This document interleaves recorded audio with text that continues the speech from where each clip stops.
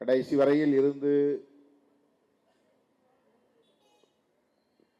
நிறைவாக உங்களிடையே உரையாற்ற வேண்டும் என்ற ஆவல் இருந்தாலும் கூட நாளை திருச்சிராப்பள்ளியிலே விடுதலை சிறுத்தைகள் கட்சியின் சார்பில் ஒருங்கிணைக்கப்பட்டிருக்கிற வக்ஃப் திருத்த சட்டத்தை திரும்ப பெற வலியுறுத்தி மதச்சார்பின்மை காப்போம் பேரணி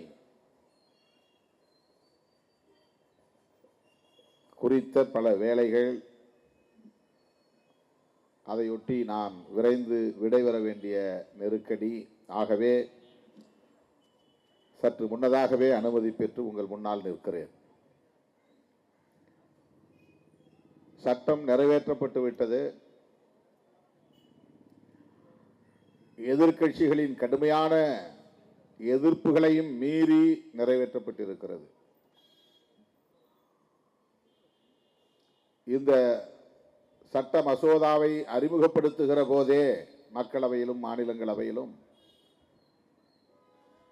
காங்கிரஸ் உள்ளிட்ட அனைத்து எதிர்க்கட்சிகளுமே எதிர்ப்பு தெரிவித்ததன் அடிப்படையில் நாடாளுமன்ற கூட்டுக்குழுவுக்கு அனுப்ப பெற்றது. ஜெகதாம்பிகா பால் என்கிற ஒரு மூத்த தலைவர், பாஜக உறுப்பினர், 2 அவைகளை சார்ந்த எல்லா கட்சிகளையும் சார்ந்த முக்கிய கட்சிகளையும் சார்ந்த உறுப்பினர்கள் அடங்கிய குழு, நாடாளுமன்ற கூட்டுக்குழு. எதிர்க்கட்சிகள் அங்கேயும் கடுமையான எதிர்ப்பை பதிவு செய்தார்கள். ஆனால் அதை ஒரு பொருட்டாக அவர்கள் எடுத்துக்கொள்ளவில்லை. விடுதலை சிறுத்தைகள் கட்சியின் சார்பிலே பல பக்கங்கள் அடங்கிய விரிவான கடிதம் ஒன்றை அந்த நாடாளுமன்ற கூட்டுக்குழுவுக்கு சமர்ப்பித்தோம். மீண்டும் நாடாளுமன்ற கூட்டுக்குழுவின் விவாதங்களுக்கு பிறகு, ஆய்வுகளுக்கு பிறகு மக்களவையிலும் மாநிலங்களவையிலும் அறிமுகப்படுத்தப்பட்டது. எதிர்க்கட்சிகள் அனைத்தும் கடுமையான எதிர்ப்பை தெரிவித்தோம். வாக்கெடுப்புக்கு விடப்பட்டது. வாக்கெடுப்பில் 282 பேர் என்று கருதுகிறேன். மிக கணிசமான எண்ணிக்கை, கிட்டத்தட்ட 300 பேர் எதிர்த்து வாக்களித்தோம். இவ்வளவு எதிர்ப்புகளையும் தாண்டி இந்த சட்டத்தை இந்த அரசு நிறைவேற்றி இருக்கிறது. கொஞ்சம் கூட எத்திக்ஸ், பொலிட்டிக்கல் எத்திக்ஸ் என்று சொல்லுவோமே, அப்படிப்பட்ட அரசியல் நாணயமே இல்லாமல், மாரல் பியர் என்று சொல்லுவோமே, அப்படிப்பட்ட ஒரு அச்சம் இல்லாமல், இஸ்லாமியர்களின் தனி சொத்து நிர்வாகத்தில் இந்த அரசு தலையிடும், சட்டம் நிறைவேற்றும், உங்களால் என்ன செய்ய முடியும் என்கிற வகையிலே இந்த சட்டத்தை அவர்கள் அடாவடியாக கொண்டு வந்து நிறைவேற்றி இருக்கிறார்கள்.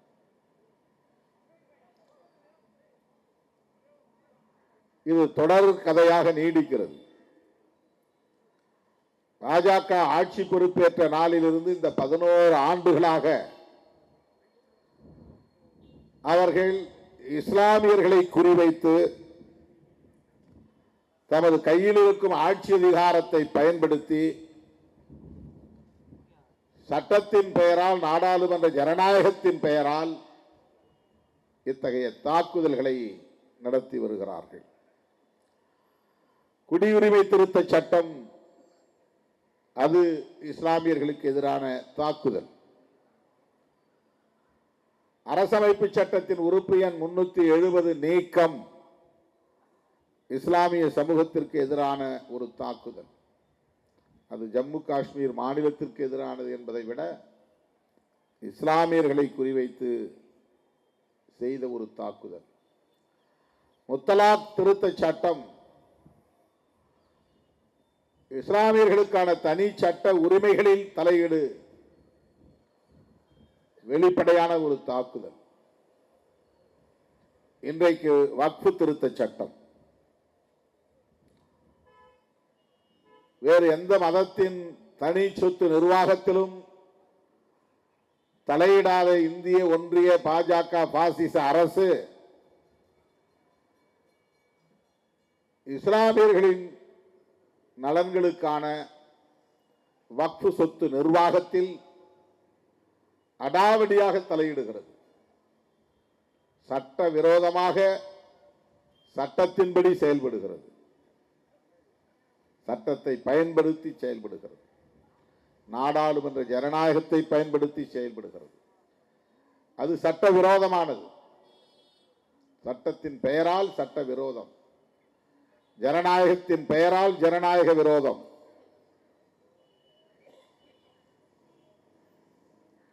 மேலோட்டமாக பார்த்தால் இவை அனைத்தும் முஸ்லிம்களுக்கு எதிரானது. முஸ்லிம்களை ஒடுக்குகிற நடவடிக்கை, அச்சுறுத்துகிற நடவடிக்கை என தோன்றும். அது உண்மைதான். ஆனால் உள்ளீடாக பார்த்தால் இது அரசமைப்பு சட்டத்திற்கு எதிரான தாக்குதல். இதைத்தான் விடுதலை சிறுத்தைகள் கட்சி வெளிச்சத்திற்கு கொண்டு வர முயற்சிக்கிறது. இந்த கோணத்திலே இதை அணுக வேண்டும். அனைத்து எதிர்க்கட்சிகளும் இதனை உயர்த்தி பிடிக்க வேண்டும். இந்திய அரசியலை மதச்சார்பின்மைக்கு ஆதரவான, மதச்சார்பின்மைக்கு எதிரான என்கிற வகையிலே இருதுருவ உரையாடல்களாக மாற்ற வேண்டும் என்கிற அடிப்படையில் தான் இந்த சட்ட மசோதாவை மக்களவையிலே அறிமுகப்படுத்திய போது எதிர்த்த விசிக, விடுதலை சிறுத்தைகள் கட்சி, நாடாளுமன்ற கூட்டுக்குழுவிலே எதிர்ப்பு தெரிவித்த விடுதலை சிறுத்தைகள் கட்சி, தமிழகத்தில் மட்டுமல்ல அண்டை மாநிலங்களிலும் கூட இதனை எதிர்த்து ஆர்ப்பாட்டங்களை நடத்திய விடுதலை சிறுத்தைகள் கட்சி, அது போதாது என்று நாளை திருச்சிராப்பள்ளியிலே, தமிழகத்தின் மையப்பகுதியாக இருக்கிற திருச்சிராப்பள்ளியிலே லட்சக்கணக்கான சிறுத்தைகளை திரட்டி மதச்சார்பின்மை காப்போம் என்று உரத்து முழங்க இருக்கிறோம். ஆக இந்த அரசியலை இப்படி கூர்மைப்படுத்த வேண்டிய தேவை இருக்கிறது. இது சிறுபான்மை சமூகத்திற்கு எதிரான வெறுப்பு அரசியலின் விளைச்சல் தான் என்பதிலே யாருக்கும் மாற்று கருத்து இல்லை. என்றாலும் கூட பாஜக உள்ளிட்ட RSS தலைமையிலான சங்க பரிவாரங்களின் இறுதி இலக்கு என்பது அரசமைப்பு சட்டத்தை தாக்கி தகர்ப்பதுதான். ஏனென்றால் அரசமைப்பு சட்டத்தின் உயிர் மூச்சு கோட்பாடாக இருப்பது மதச்சார்பின்மை. அரசமைப்பு சட்டத்திலே பல கோட்பாடுகள், முதன்மையான கோட்பாடுகள் உள்ளன, பல இசங்கள் உள்ளன. புளூரலிசம், பன்மைத்துவம், அது அரசமைப்பு சட்டத்தின் மிக முக்கியமான கோட்பாடு. பெடரலிசம், அது ஒரு இசம். கூட்டாட்சி தத்துவத்தை ஏற்கிற ஒன்றிய அரசு, அதன் அடிப்படையில் இயங்க வேண்டிய ஒன்றிய அரசு. அரசமைப்பு சட்டத்தின் கோட்பாடுகளுள் பெடரலிசம், புளூரலிசம் என்பதை போல செக்யூலரிசம் என்பது முக்கியமானது.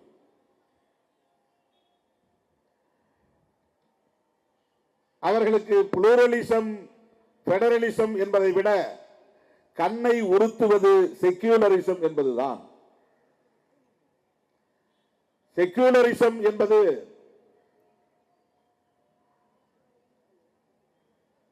மதங்களுக்கு ஆதரவாக செயல்படக்கூடாது என்பது மட்டுமல்ல, மதம் சார்ந்து இயங்குதல் கூடாது என்பது மட்டுமல்ல, எந்த ஒரு மதத்திற்கு எதிராகவும் இயங்கக்கூடாது என்பதுதான் செக்யூலரிசம்.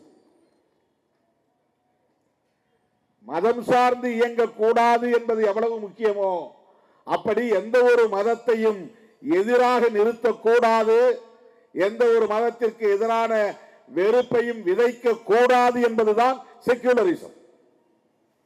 ஆனால் CAA சட்டம் என்ன சொல்லுகிறது? அண்டை நாடுகளிலிருந்து எந்த மதத்தை சார்ந்தவர்கள் உள்ளே வந்தாலும் அவர்களுக்கெல்லாம் குடியுரிமை தருவோம், முஸ்லிம்களுக்கு தரமாட்டோம்.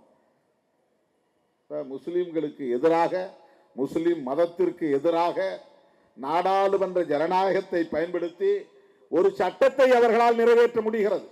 அப்படி என்றால் அரசமைப்பு சட்டம் சொல்லுகிற செக்யூலரிசத்திற்கு அது எதிரானது. இன்றைக்கும் நாம் அந்த கோரிக்கையை கைவிட்டுவிடக் கூடாது. குடியுரிமை திருத்த சட்டத்தை திரும்ப பெறு, திரும்ப திரும்ப சொல்ல வேண்டும். அதே போல வக்ஃப் திருத்த சட்டம்,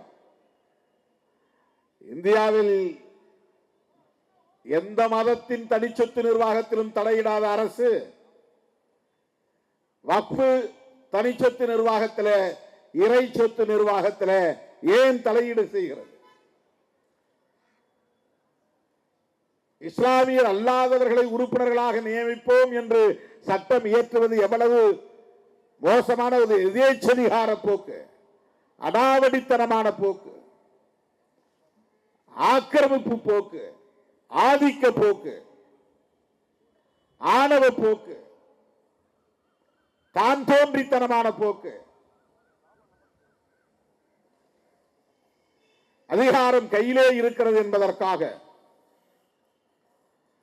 இஸ்லாமியர்கள் சிறுபான்மையினர் என்பதற்காக